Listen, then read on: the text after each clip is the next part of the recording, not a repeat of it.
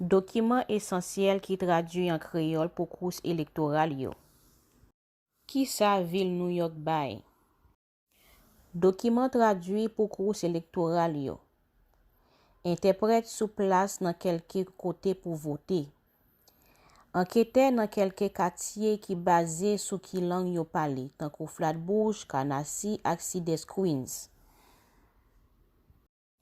Pour joindre aide pour voter, vini avec interprète tant que zami ak famille dans zone la kayo dans bureau vote yo. Mande pour yon interprète, gen interprète disponible dans quelque côté. Qui côté qui gen interprète créole? Pour une liste, allez sur site www.nyc.gov, cherchez Policy Language Assistance pour ka joindre liste là. Écrit ou bien email info à commercial civic-engagement.nyc.gov ou bien relais dans 646 769 20 20. Et si moi pas habiter dans 5 municipalités ça yo?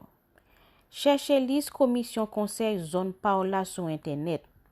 Allez dans commission conseil élection dans zone Paola pour ka joindre site internet yo, email yo avec numéro téléphone yo. Voting in New York if you speak Creole only. What New York State provides. Essential documents for state races translated in Creole. What New York City provides. Translated documents for city races, on-site interpreters at certain voting locations, canvassing in certain neighborhoods based on common languages spoken, Flatbush, Canarsie, Southeast Queens. To get help voting, bring interpreters, like friends and family, to your neighborhood poll site.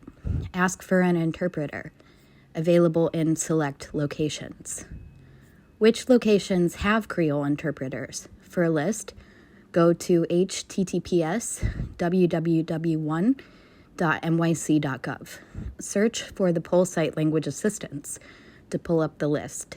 Email info@civicengagement.nyc.gov or call 1-646-769-7020. What if I don't live in the 5 boroughs?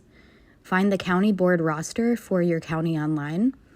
Go to that county's Board of Elections for its website, email address, and phone number.